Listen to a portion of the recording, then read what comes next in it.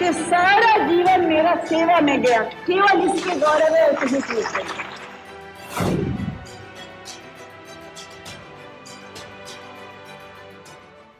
नमस्कार, news track के Y factor में आपका स्वागत है। मैं हूं योगेश मिश्र। इंदिरा गांधी को कभी गूंगी गुड़िया कहा जाता था, कभी आयरन लेडी भी कहा गया।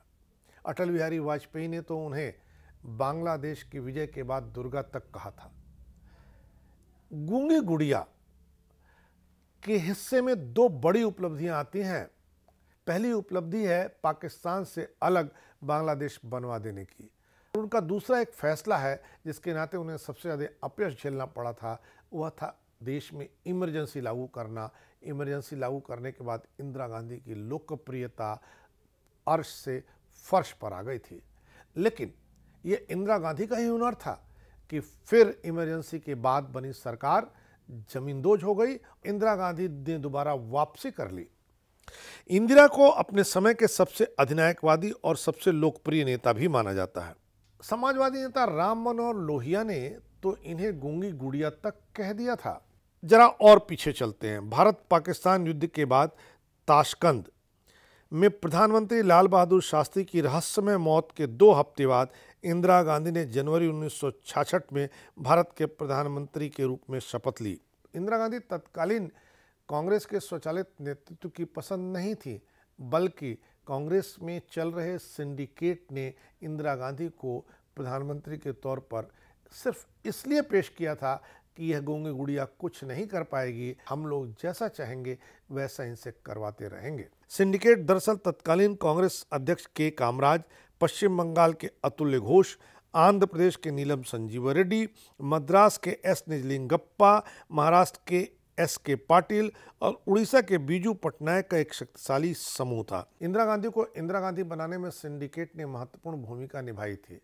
1960 में सिंडिकेट तब बना था जब यह सवाल उठने लगा था कि आखिर नेहरू के बाद कौन।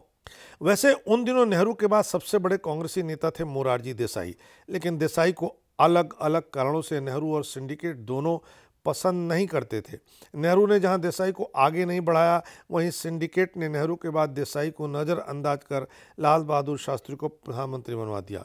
शास्त्री ने सदासहता में इंदिरा गांधी को अपनी कैबिनेट का सदस्य बनाया, उन्हें सूचना प्रसारण मंत्रालय सौंप दिया। इंदिरा को विशाल विरासत वाला कमजोर नेता माना जाता था। जब वह सूचना प्रसारण मंत्री थी तो उनके खिलाफ संसद में हुटिंग हो जाना आम बात हुआ करती थी। कहा जाता है कि इंदिरा गांधी अपने राजनीतिक भविष्य को लेकर इतनी निराश थीं कि कुछ वर्षों के लिए लंदन जाने पर गंभीरता से विचार कर रही थी। इसी बीच जनवरी 1966 में एक दिन लाल बहादुर शास्त्री के आकस्मिक निधन की खबर आई। इंदिरा गांधी ने लंदन जाने की योजना को तुरंत टाल दिया। उन्होंने हालात को समझा और सिंडिकेट की गुड बुक में शामिल हो गई, लेकिन सिंडिकेट उनको लेकर के तैयार नहीं था। कहा जाता कि के कामराज के मन में प्रधानमंत्री बनने की इच्छा थी। दूसरी तरफ मोरारजी देसाई एक बार फिर मुकाबले में थे। उनको भरोसा था कि प्रदेश कांग्रेस कमेटी का बहुमत उनके पक्ष में होगा। इत्तेफाक से आखिरी समय में कामराज हिंदी और अंग्रेजी के मसले पर पीछे हट गए, पर वह मोरारजी देसाई को आगे बढ़ाने के लिए तैयार नहीं थे। ऐसे में इंदिरा गांधी जिन्हें कमजोर और दब्बू समझा जाता था, वो सिंडिकेट की पसंद बन गई। सिंडिकेट ने इंदिरा गांधी का समर्थन किया। चुनाव हुआ। इंदिरा गांधी को 355 और मोरारजी देसाई को 169 वोट हासिल हुए। इंदिरा गांधी भारत की उस समय तक की पहली महिला प्रधानमंत्री बनी। डिप्टी प्राइम मिनिस्टर बनने में मोरारजी देसाई कामयाब हुए। अपने प्रधानमंत्रित्व काल के शुरुआती वर्षों के दौरान इंदिरा गांधी डरी हुई और अस्थिर दिखाई दी। 1969 में जब केंद्रीय बजट पेश कर रही थीं तो इतनी नर्वस थीं कि भाषण देते नहीं बन रहा था। आलम यह था कि उन्हें अपनी पार्टी के विरोधी नेताओं और विपक्षी दलों की घेराबंदी देखनी पड़ी। इसी समय राम मनोहर लोहिया ने उन्हें उपनाम दिया था गूंगी गुड़िया। इसी से इंदिरा गांधी में मजबूती का उदय हुआ। उन्होंने जबरदस्त ताकत और जोश के साथ सिंडिकेट को जवाब दिया। उन्होंने सीधे जनता के बीच जाने का फैसला किया।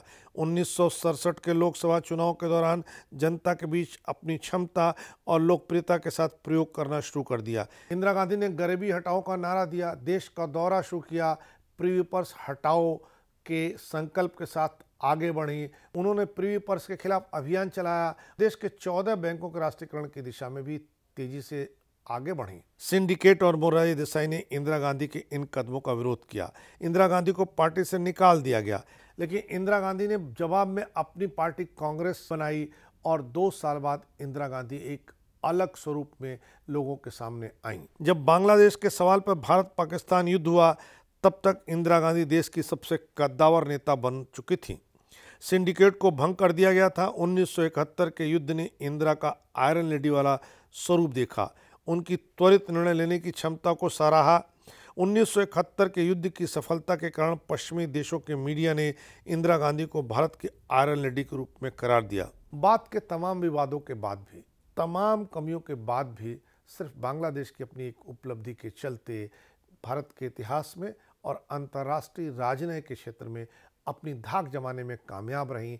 इस बार इतना ही। अगली बार फिर मिलेंगे किसी नए सवाल पर नए ढंग से बात करने के लिए। तब तक के लिए नमस्कार।